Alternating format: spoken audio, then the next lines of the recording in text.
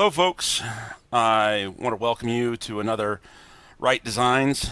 As you can see, we won an award at the ENnies, the Judges Spotlight Award. We won for the Demolished Ones. That would be this book by Brian Engard, who is awesome, and you should follow his stuff like The Becoming, Fate Core, and many other things that he does because he's just that awesome.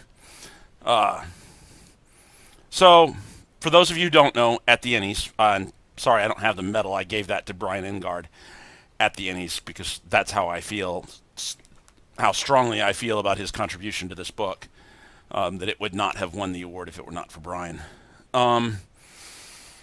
So at the award ceremony, something happened that was very disheartening, and that was that all the judges' spotlight awards were skipped over.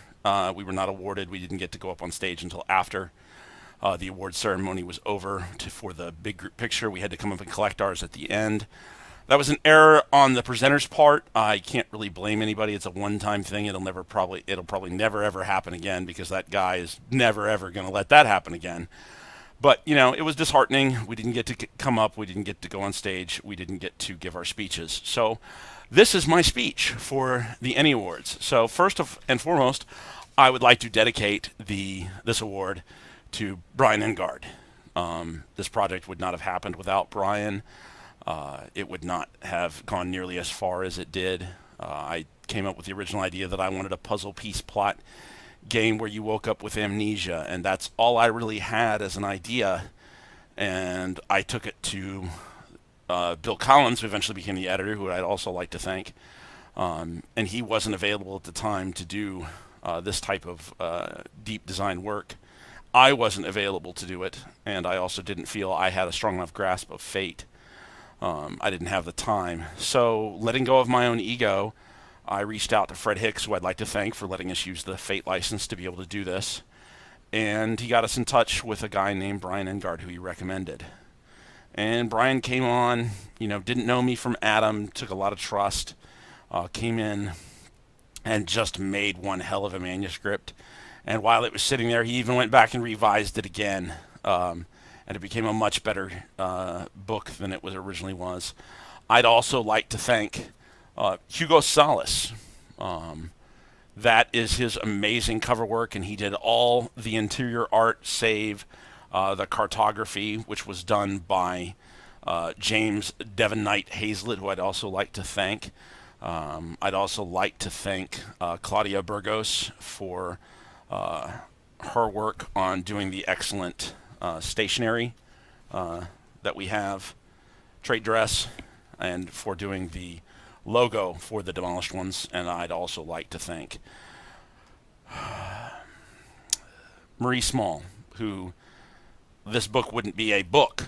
It would just be a little, manuscript with with me throwing stuff in Word and making it look like a good PDF, but it wouldn't be a book without Marie Small. And James Hazlett also did the layout for the cover and the back cover, Devon Knight. Just so I don't forget, I'd like to thank him as well for that.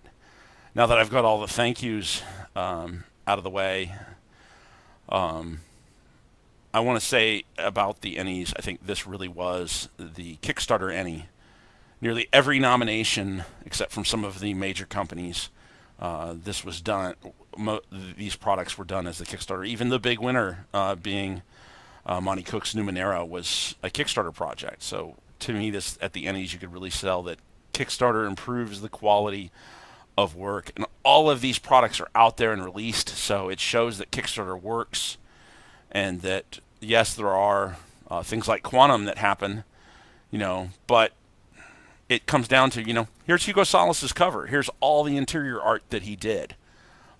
He does good work, and you should hire him. And when things like that fail to deliver, don't blame the artist. It's on you as the publisher to do that, to make something work. There were snags and hang-ups throughout the production of the Demolished Ones, and we pushed through. And that's partly to do with the ability of Brian Engard, and that partly has to do with when I get the time, when I was able to finally focus on finishing the Demolished Ones at my production scale, it got done. and that's something that you really have to do as a staff. But that's what I wanted to say at the ENnies, and I want to congratulate everybody and every one of my friends who won an ENnie award. And I want to, this is another notice. The Judges Spotlight Award is the award for you didn't get nominated. That's what that award is about. You didn't get nominated. You weren't cool enough to get nominated.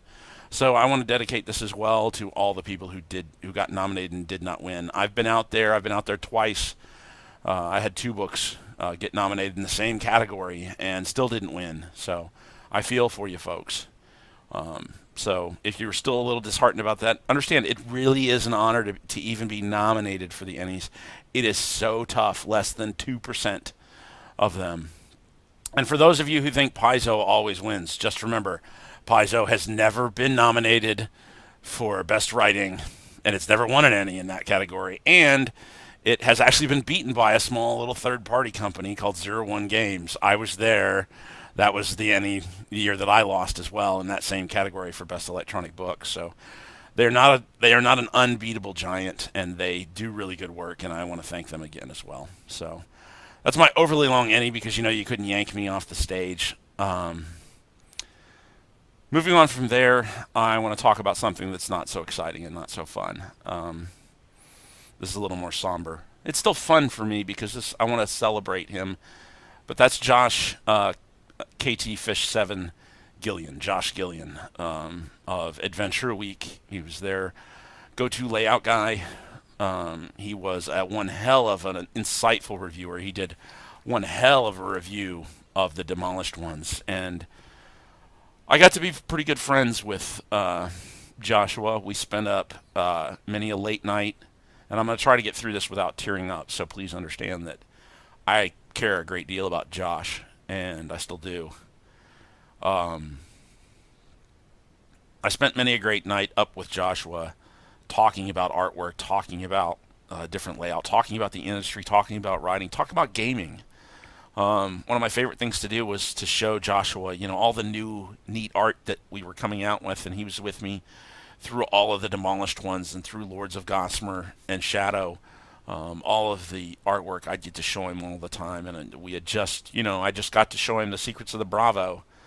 And I'm really sad that he didn't get to come to Gen Con due to his health before, because I think that would have been a marvelous meeting. But I got to talk with him many a times. And another thing that really touched me is he was one of the first people you get a lot of invitations from people to work with them with Kickstarter. They want to use you as a stretch goal. And Joshua was one of the first people who reached out to me and was, what does it take? What is it going to take for me to get you to do as a stretch goal on Rise of the Drow? And I was like, I just have too much going on, Joshua. I literally, as I said, with the Demolished Ones, I needed to have somebody else do the work because I didn't have the time, and I would be hurting my customers and not delivering on things that I had meant to if I'd stopped and taken time to work on the Rise of the Drow. I really, truly wish I would have gotten to, because I think that would have been a fun thing to share with Josh.